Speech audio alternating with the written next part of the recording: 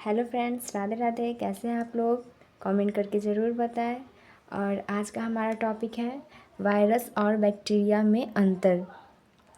तो हम लोग सबसे पहले वायरस को विषाणु कहते हैं और बैक्टीरिया को जीवाणु कहते हैं। ये आप लोग कंफ्यूज मत होइएगा।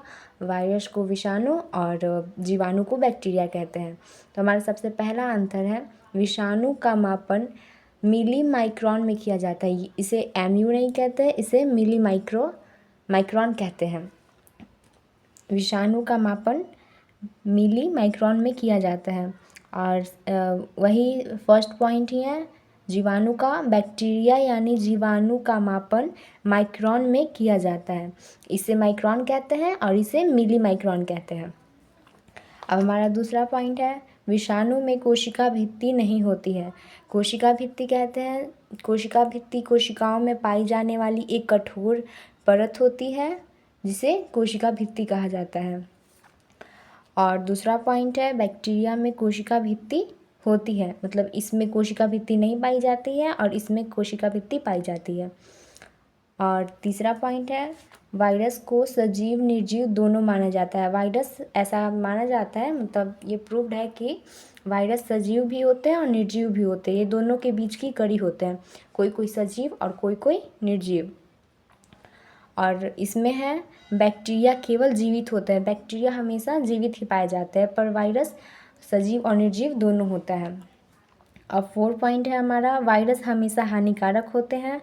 ये जब भी होते हैं तो ये हमें वायरस को विषाणु कहते हैं। तो सिंपल सी बात है, विषाणु मतलब क्या होता है? विष। ये स्टार्ट ही विष से हो रहा है, तो ये हमेशा क्या होते हैं? हानिकारक ही होते हैं।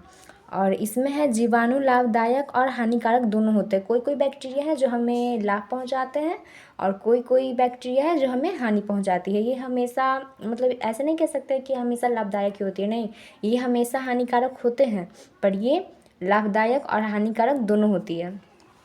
अब है, वायरस हमेशा परजीवी होते हैं। ये हमेशा परजीवी ही पाए जाते हैं। मतलब परजीवी मतलब होता है जो अन्य जीवों पर निर्भर करता हो। ये खुद पे निर्भर नहीं करता है, ये अन्य जीवों पर निर्भर करता है।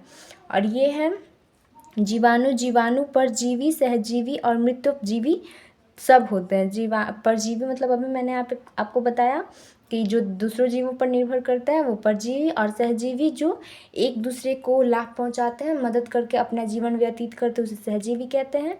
और ये है मृतोपजीवी मतलब होता है जो अपना भोजन मृत कार्बनिक पदार्थों से या सड़े गले पदार्थों से प्राप्त करते हैं, उसे कहते हैं मृतोपजीवी। अब है वायरस में कि इनमें केवल आरएनए या डीएनए मौजूद होता है। कहने का मतलब है कि इसमें आरएनए या डीएनए मौजूद होता है। मतलब या तो होगा तो आरएनए होगा और नहीं तो डीएनए होगा। मतलब दोनों में से कोई एक ही पाया जाता है, दोनों नहीं हो सकते हैं, दोनों में से सिर्फ एक ही हो सकते हैं। और बैक्टीरिया में है, इसमें डीएनए और आरएनए दोनों मौजूद होते हैं। मतलब ऐसा नहीं है इसमें तो केवल एक ही पाया जाएगा, ये नहीं तो ये, लेकिन इसमें डीएनए और आरएनए दोनों मौजूद होता है। Thank you.